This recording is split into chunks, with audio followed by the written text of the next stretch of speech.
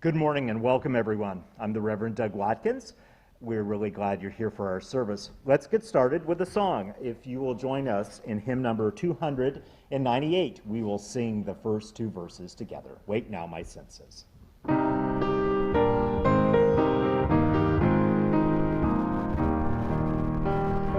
now, my senses, and hear the earth call. Feel the deep power of being in all. Keep with the web of creation your vow, giving, receiving, as love shows us how. Wake now, my reason, reach out to the new. Join with each pilgrim who quests for the true. Honor the beauty and wisdom of time. Suffer thy limit and praise the sublime.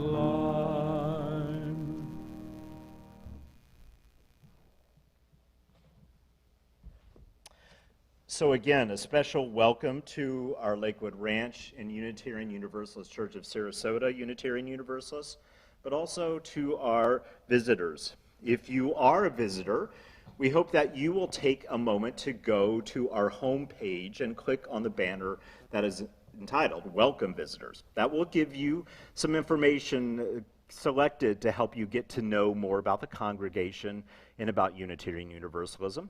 Also, while you're there, we hope you will consider signing our virtual guest book. If you do that, we will send you not only our weekly newsletter, The Contact, but we will also send you links to the various Zoom meetings that we have. We will be, again, live here in the sanctuary in a couple of weeks, but in the meantime, most of our gatherings happen on Zoom, and we hope that you will join us. There is plenty more for us to know this week. There are a couple of gatherings, one today and then one next week, that we want to make sure that you know about. There will be a unity gathering today organized by the Jewish Federation of Sarasota Manatee from 1 to 2 at the Bayfront Park in response to some of the hateful anti-Semitic flyers that have been distributed in the area and elsewhere actually throughout the country in the past week. So I hope that you will join us there from 1 to 2. Next week, in the same location, also at gathering at the park, but also on the Ringling Bridge, there will be a group to protest Tallahassee's fast-tracked, what we have nicknamed the Don't Say Gay bill. And we want to come together in support of being loud and proud and continuing to talk about important issues openly together. So join Project Pride, SRQ, and Equality Florida as we gather next week from 12:30 to 1:30 on the John Ringling Bridge. You can meet also at the park as well. So I hope that you will join us for those two important moments to let our voices be heard. I'd like to invite Beth Cummings to come up and give us a little update about our canvas. Welcome, Beth. Glad to have you here. Thank you. I'm happy to be here. And good morning to everyone. We had a great party last night. We had over 100 people attending our pledge party, and I think everybody loved it. So our stewardship theme this year is We'll Carry On Together, and we carried on last night. I think we have some pictures from that party on your screen right now. We have a lot of pledges turned in, and I just have some raw figures. I believe that we're at $185,000 right now. I didn't figure out the percentage of goal, but we'll have that information for you soon. If you haven't pledged, please find that pledge card that you received in the mail and mail it or bring it into the church. Also, the pledge card is available on the website, so you can just go to our church website and download that pledge card. So thank you so much to everyone. We are carrying on together. And I thank you very much. Thank you, Beth. Thank you for your wonderful leadership and hard work. Before we move into our prelude, we want to welcome our guest musician today, Calvin Falwell. Calvin is a member of the Sarasota Symphony and also teaches at South Florida, the University of South Florida. He'll be offering some Schumann and some Mozart, and Calvin, we're really glad to have you here with us. As we move into our prelude, may we also move now into a spirit of worship.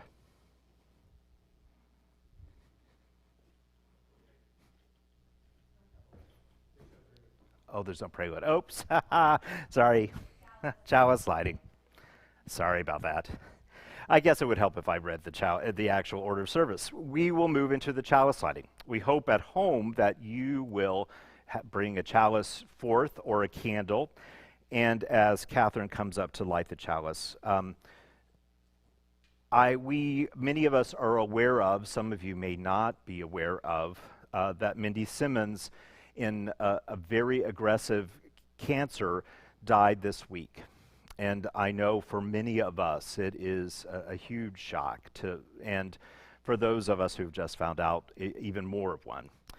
And I'm aware that as we light the candle and think about the helper candle, that in many ways Mindy's spirit and her light was much like that. Not only did she spark the flame in the world, but she helped increase that light. And so we will continue to miss her. Our words in her honor are taken from David Breeden's writing. We gather into this circle. We gather into this circle of care to dream, to envision, to embody and achieve the compassion we dream, the justice we envision, the dignity of each in an ever-growing circle of love and justice. With these words, we light the chalice in recognition of the third principle, acceptance for one another and encouragement to spiritual growth in our congregations. And now we will have a time for all ages, led by Catherine. Welcome. Thank you. Today's story is for those who are marching on. Congratulations, today is your day. You're off to great places. You're off and away. You have brains in your head. You have feet in your shoes. You can steer yourself any direction you choose. You're on your own and you know what you know, and you are the guy who'll decide where to go. You'll look up and down streets, look them over with care. About some you will say, I don't choose to go there. And with your head full of brains and your shoes full of feet, you're too smart to go down a not so good street. And you may not find any you'll want to go down. In that case, of course, you'll head straight out of town. It's opener there in the wide open air. Out there, things can happen and frequently do to people as brainy and footsy as you. And when things start to happen, don't worry, don't stew, just go right along. You'll start happening too.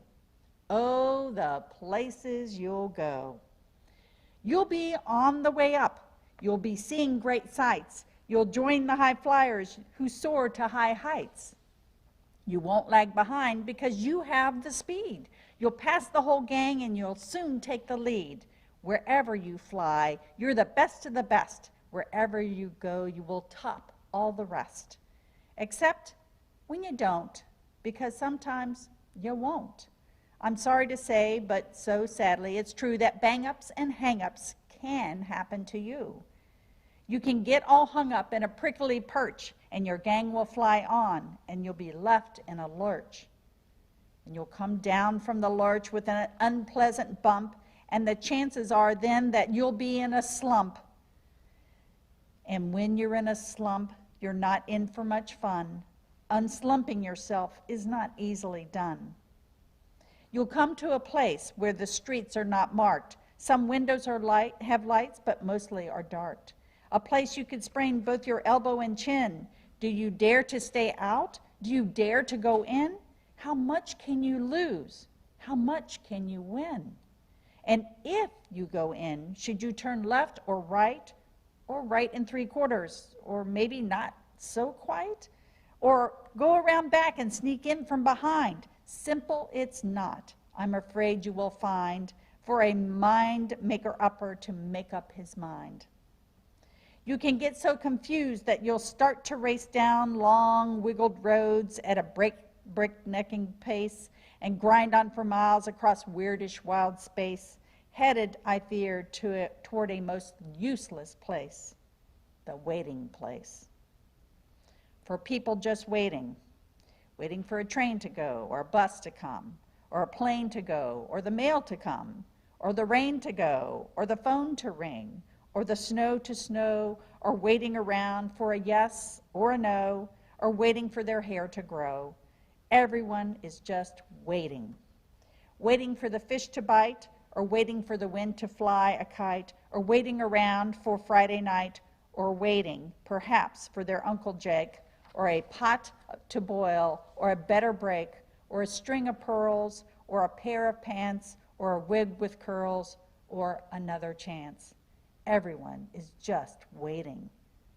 No, that's not for you. Somehow you escape all that waiting and staying. You'll find the bright places where the boom bands are playing. With banner flip-flapping, once more you'll ride high, ready for anything under the sky, ready because you're that kind of guy. Oh, the places you'll go, there's fun to be done. There are points to be scored, there are games to be won. And the magical things you can do with that ball will make you the winningest winner of all. Fame! You'll be famous, and famous can be with the whole wide world watching you win on TV. Except when they don't, because sometimes they won't. I'm afraid that sometimes you'll play lonely games too. Games you can't win because you're playing against you. All alone. Whether you like it or not, alone will be something you'll be quite a lot. And when you're alone, there's a very good chance you'll meet things that scare you right out of your pants. There are some down the road between hither and yon that scare you so much you won't want to go on. But on you will go, though the weather be foul. On you will go though your enemies prowl. On you will go through their cacking cracks howl. Onward, up many a frightening creek, though your arms may get sore and your sneakers may leak. On and on you will hike, and I know you will hike far and face up to your problems wherever they are. You'll get mixed up, of course, as you already know. You'll get mixed up with many strange birds as you go. So be sure when you step with care and great tact, and remember that life's a great balancing act. Just never forget to be dexterous and deft, and never mix up your right foot with your left. And will you succeed? Yes, you will indeed, 98 3/4% guaranteed. So, be your name Buxbaum or Bixby or Bray or Mordecai, Ali, Van Allen, O'Shea, you're off to great places. Today is your day. Your mountain is waiting, so get on your way. A lot to think about as we listen to our interlude.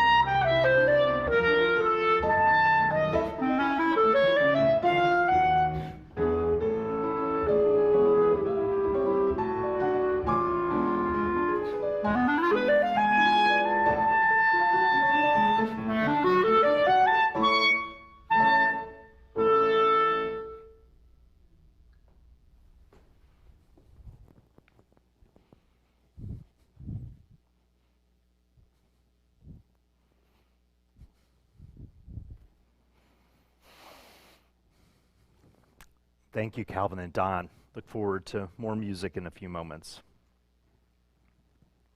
As we move into our time of centering, we begin with words that were taken from a longer final essay by John Lewis shortly before he died. He writes, "Though I may not be here with you, I urge you to answer the highest calling of your heart and to stand up for what you truly believe. In my life, I have done all I can to demonstrate that the way of peace, the way of nonviolence and love is the more excellent way. Now it is your turn to let freedom ring. When historians pick up their pens to write the story of the 21st century, let them say that it was your generation who laid down the heavy burden of hate at last, and that peace finally triumphed over violence, aggression, and war. So I say to you, walk with the wind, brothers and sisters. Let the spirit of peace and the power of everlasting love be your guide." I invite us now to a few moments of shared quiet and then join us in singing Spirit of Life.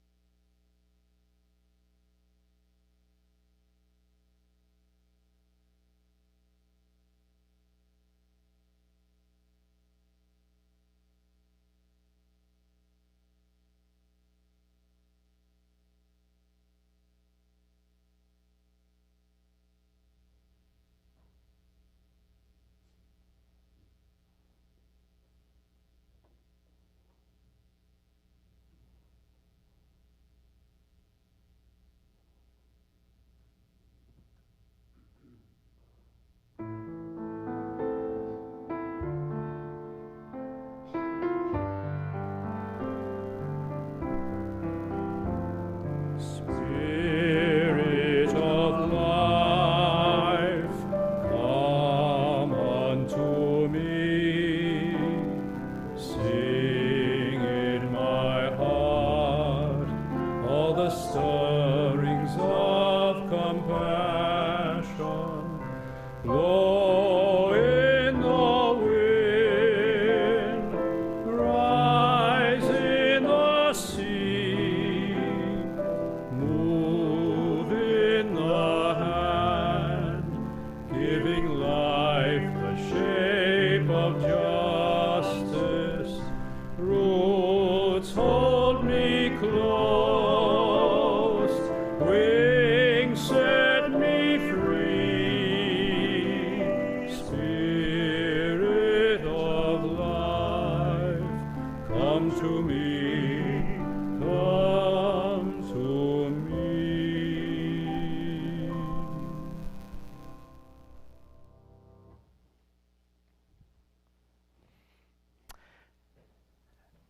At this time, I welcome Beth and Bud and Nina Tortelli as a member of our board. We'd like to just, for a moment, honor and say goodbye, even though we will have other opportunities to do that, but in a more sacred and litany sense, to say goodbye.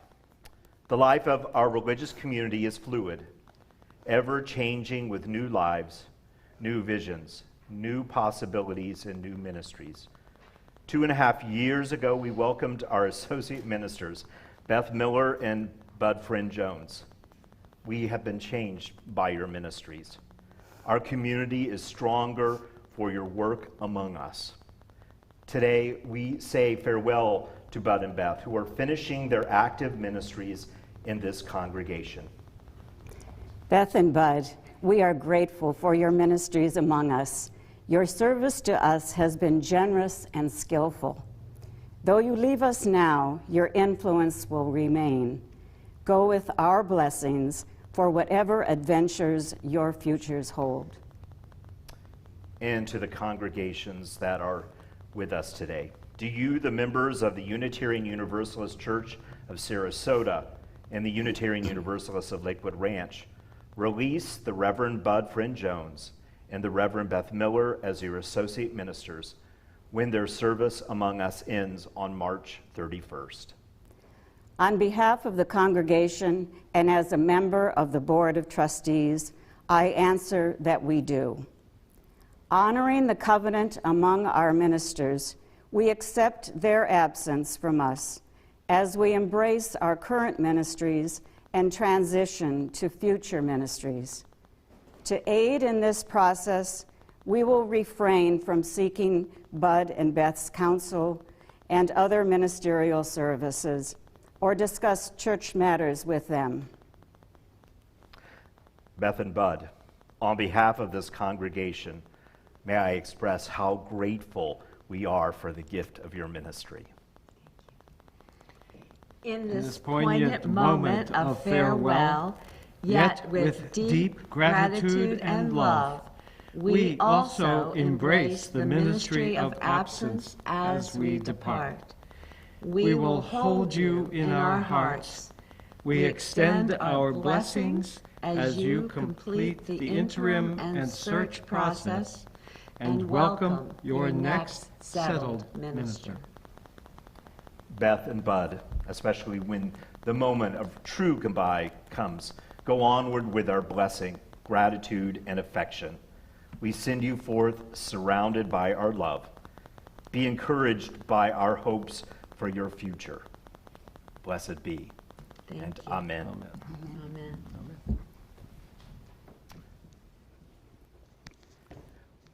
We honor all of the many gifts that make this congregation what it is and allow it to do the important things that it does in the world. So as we receive our offering, may you remember that you are able to be generous. There is a link right on the YouTube description underneath that you can go and give right now. However, your ongoing generosity makes all the difference. As we receive the gift of music, may we remember all that we share with the world together.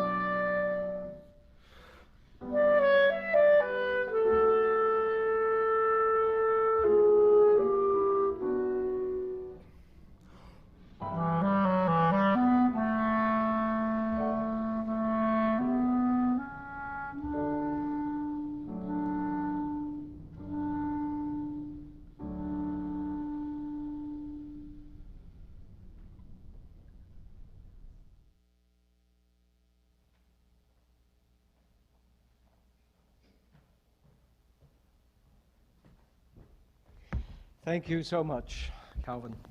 Really beautiful. Before I begin, I want to add a personal word about Mindy Simmons. There is a Jewish prayer that says, in essence, many works are left unfinished, and much work is undone when we are summoned from our earthly home. This definitely is true in the case of Mindy's rapid departure. Not only are we bereft, but there is much work to be done that she left here. Gretchen and I enjoyed the Lakewood Ranch UU Christmas brunch. Mindy conducted it with her usual music, wit, and wisdom. She and I were excited about an interfaith prayer service that we might sponsor and she might conduct at the Embracing Our Differences exhibition that is now over at Bayfront Park, tying that exhibit to the Howard Thurman event that we also are sponsoring in early April. It would have been in front of the artwork that this church is sponsoring at that exhibit. She was the mainstay of our two linked congregations, but also at the Unity Church, and also especially at Congregation Kol Ha-Neshama.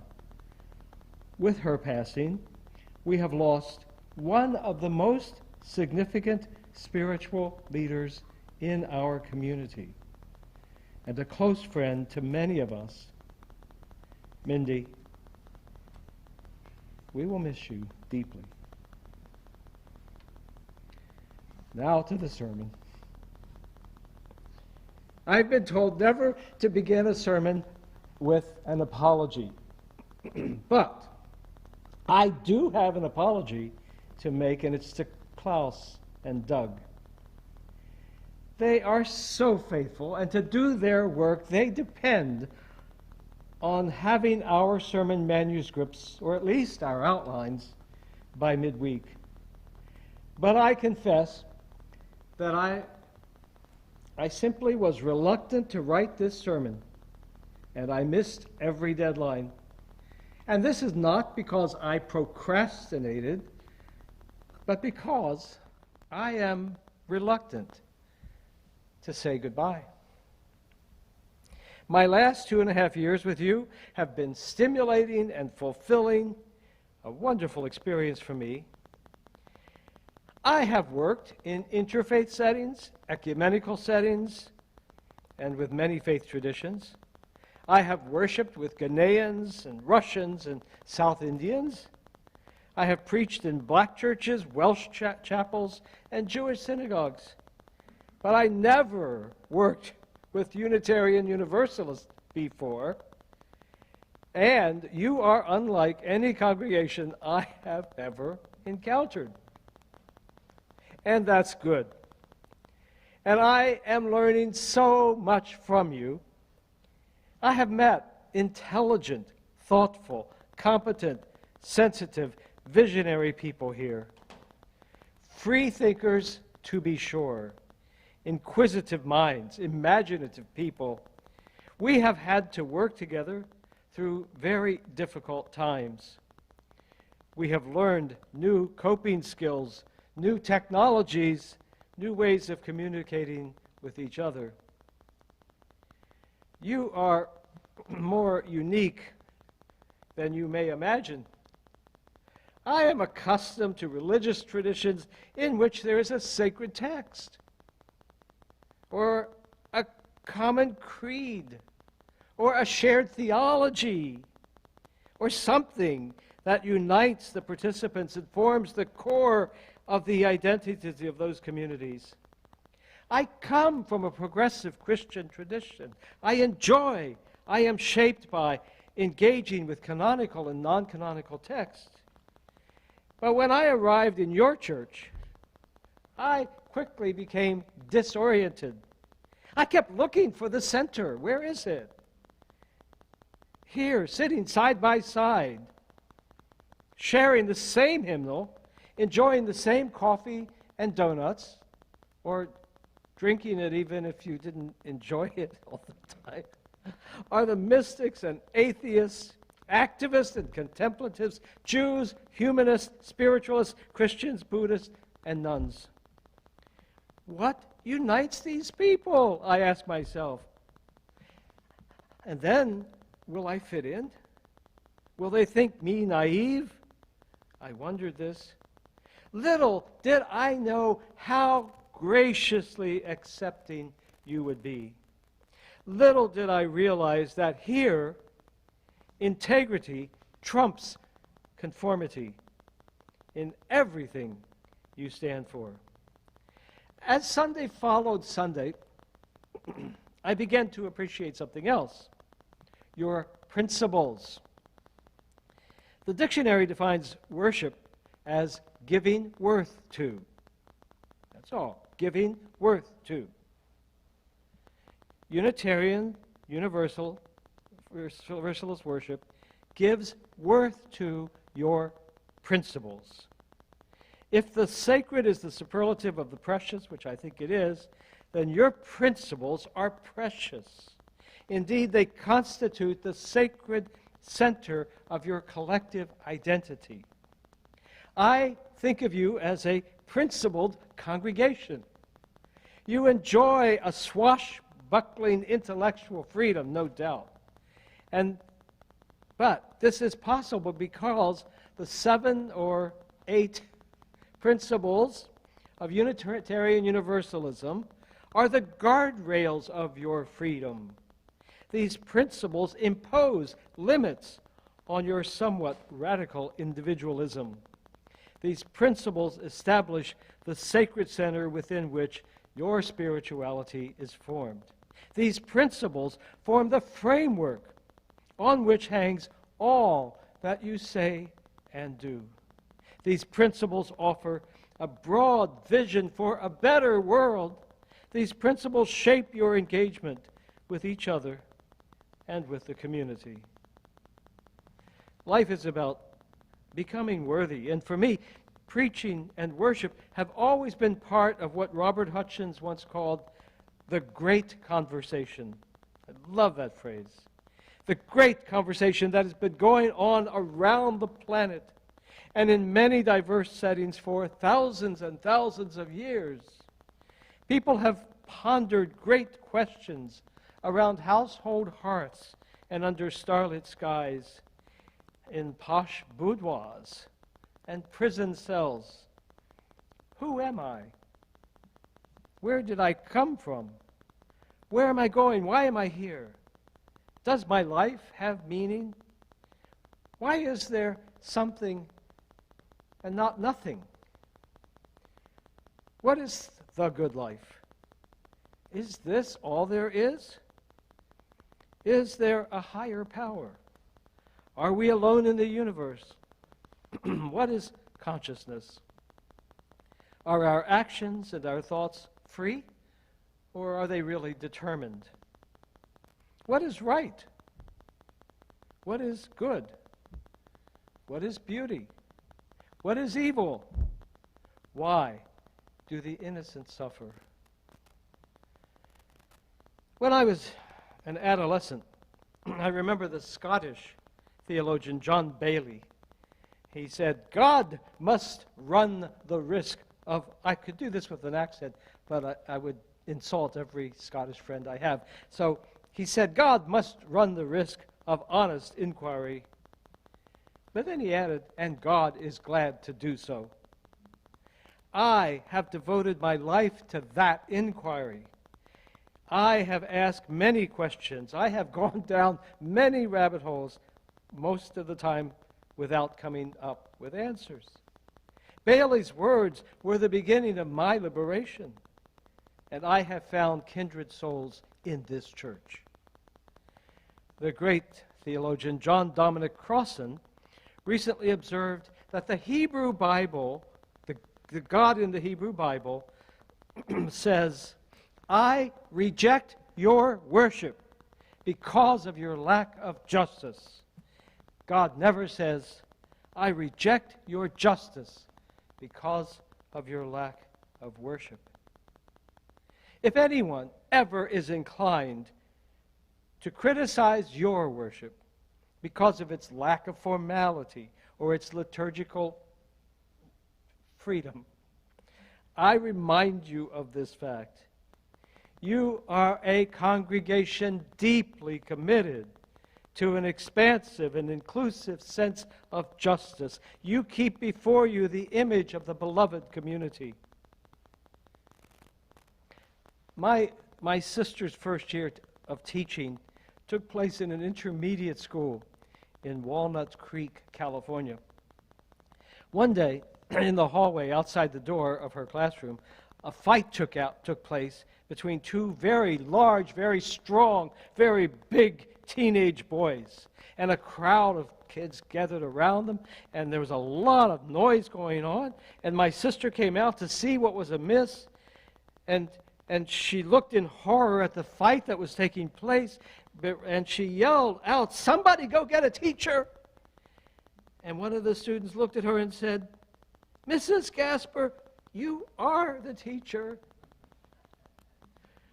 More than most congregations, you know that you are the teacher. You read and you study and you volunteer and you donate and you advocate and you show up for many just causes in Sarasota and Manatee County. Racism, you're on it. Affordable housing, you're on it. Bigotry, you're on it. Climate change, environmental stewardship, you're on it. There is so much pain in the world, and you know that. You know that it is our role to address it and heal it. No church is perfect. All of us have areas in which we need to attend to. Several of the great thinkers of the early Christian church said, quote, that the intellect is restless till it finds its home in the heart. If I might be permitted one small piece of advice on my way out the door, I would encourage you to attend more to your heart.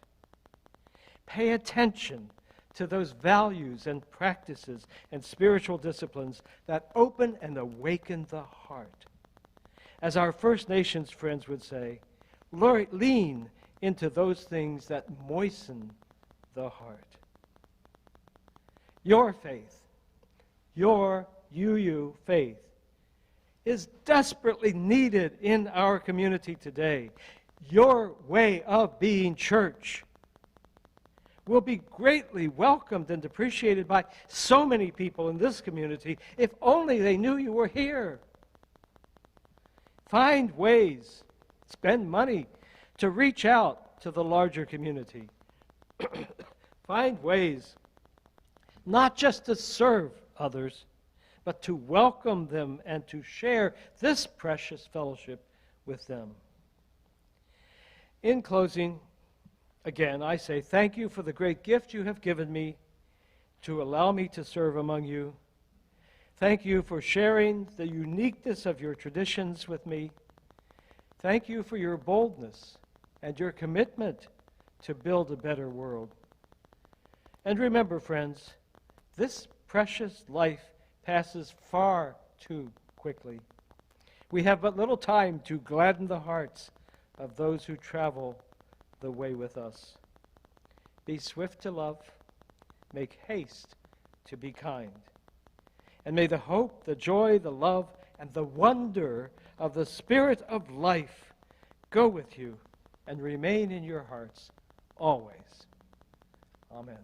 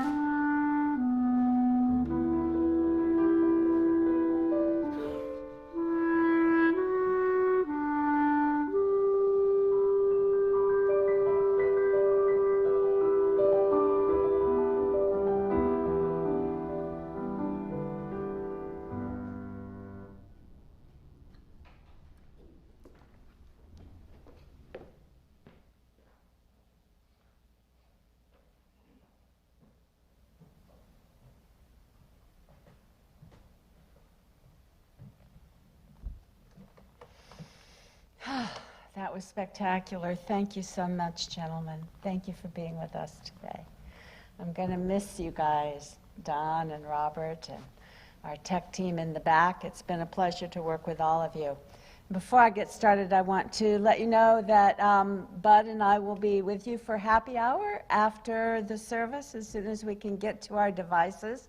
And that's on the same link that you were sent for the forum for this morning. So the title I've chosen for my part of today's service as Bud and I depart is The Journey Continues.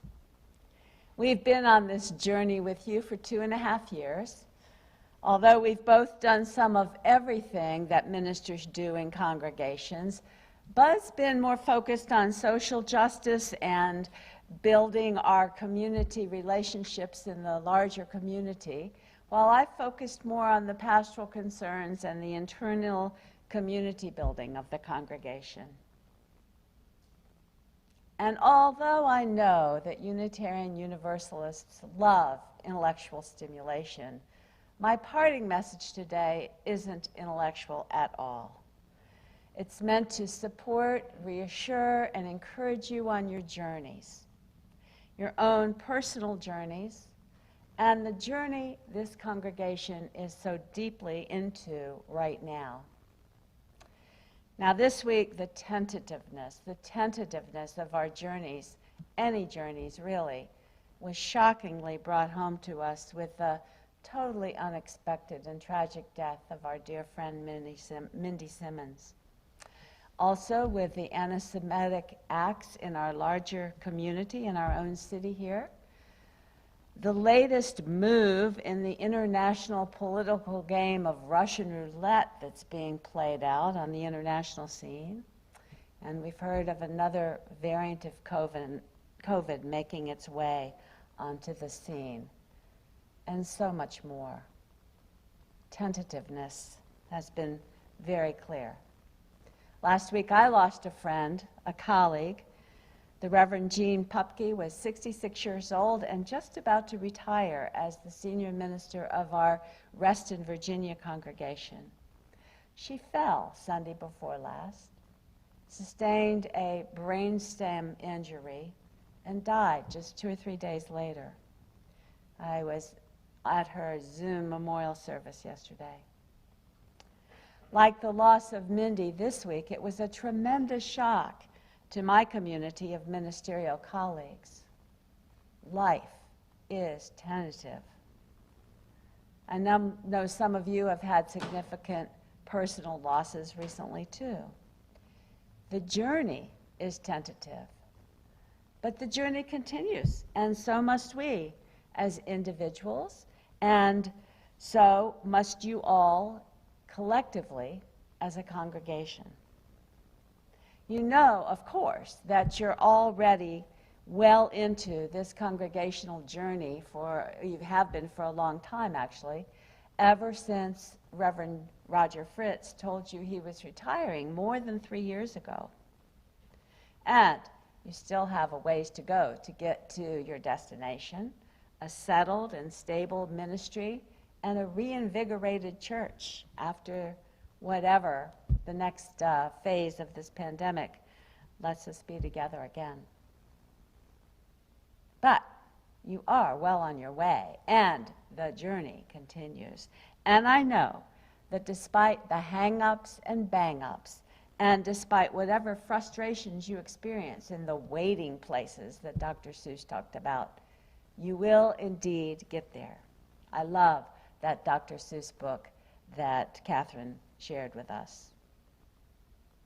Why do I believe that you'll get there? Because you are a caring, competent, and committed congregation. As Dr. Seuss said, you have brains in your head and feet in your shoes, and you can steer yourselves any direction you choose. Friends, I believe you've got this. I want you to believe you've got it too. Why? Because you're the ones to make it happen, and you need to have faith in yourselves and in each other to make it true. what I'm saying to you doesn't only apply to the congregation's journey, you know. Each of us as individuals face times of change, some chosen and some thrust upon us by so many circumstances beyond our control. In the 2.5 years I've been with you, I know there have been deaths of loved ones, family issues, serious accidents and illnesses, job changes, and relocations among you.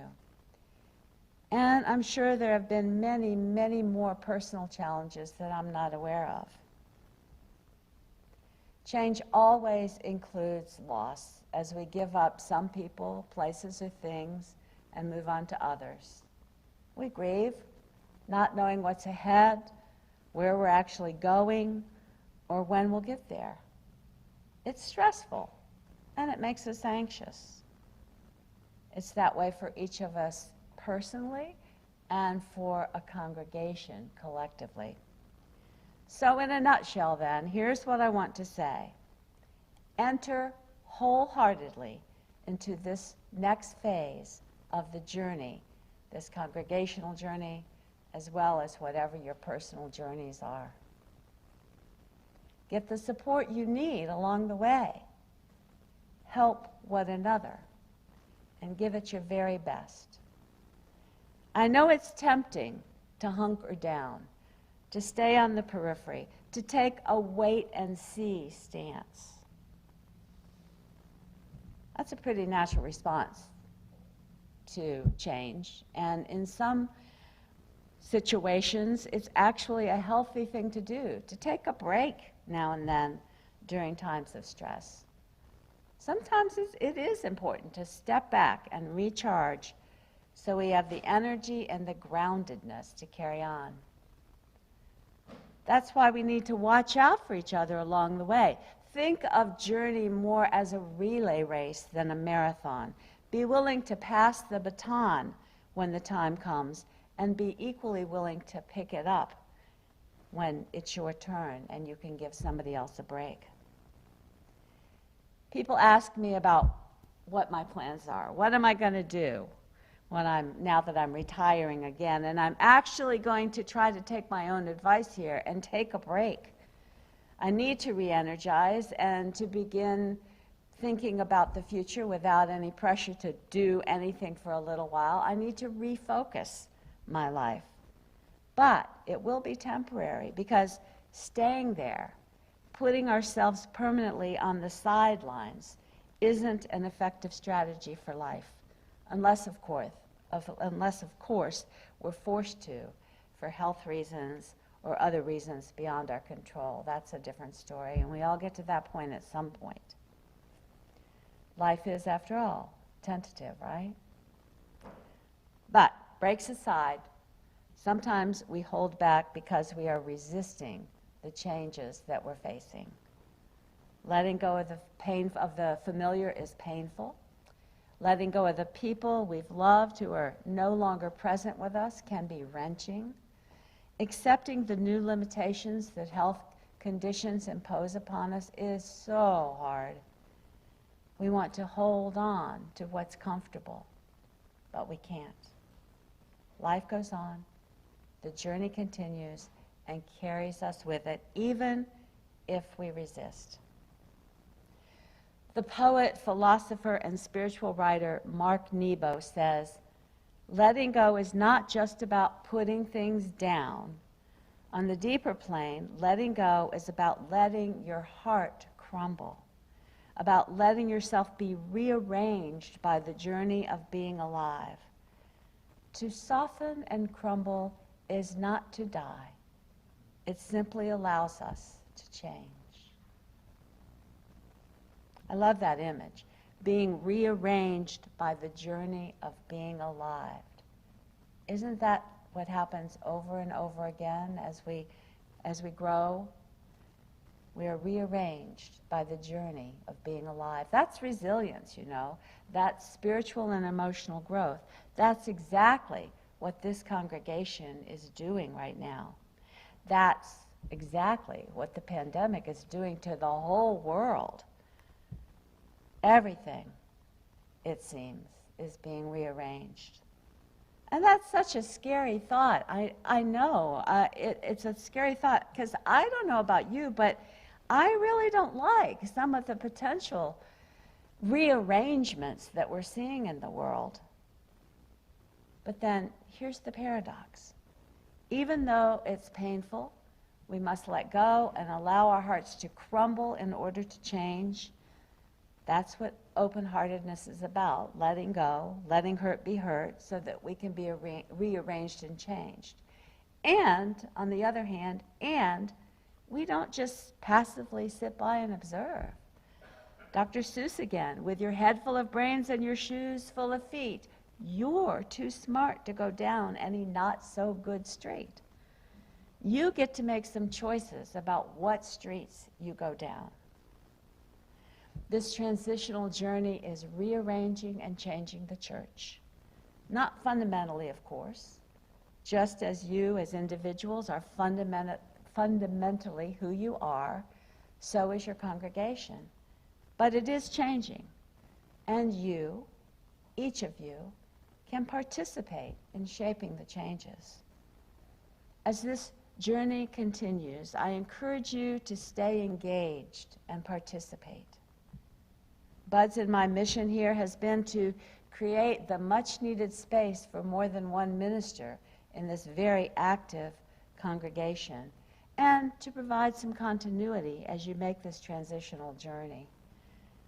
When we began, there was no thought of a pandemic or other circumstances that would have such a negative impact on our membership and our finances, but here we are. I really hate to leave you so soon, but I do know you will be okay. You will not get stuck in Dr. Seuss's waiting place. You will get unslumped yourselves.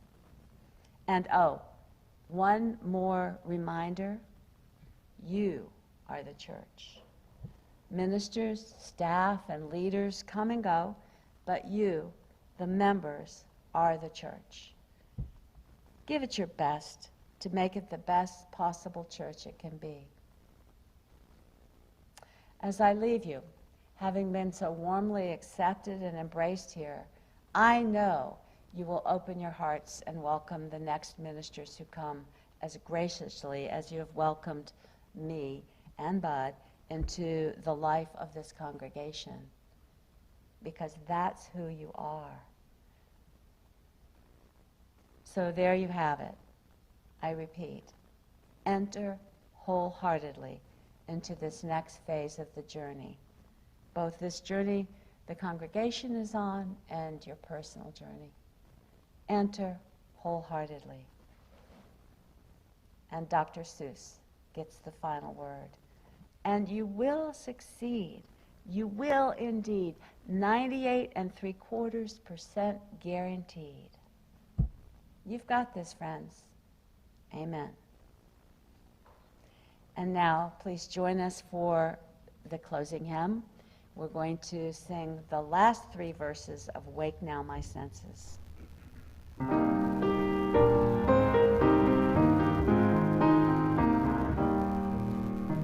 Wake now, compassion, give heed to the cry. Voices of suffering fill the wide sky. Take as your neighbor both stranger and friend, praying and striving their hardship to end. Wake now, my conscience, with justice thy guide.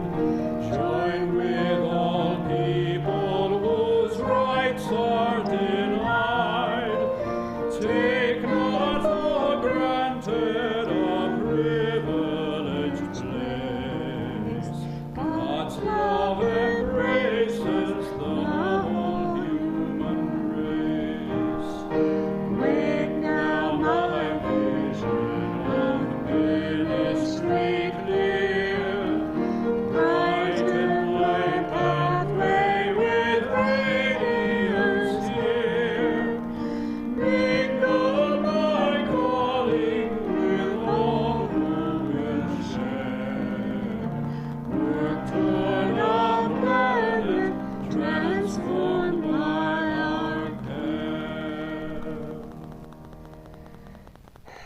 Our closing words are by the Reverend Susan Manker-Seal.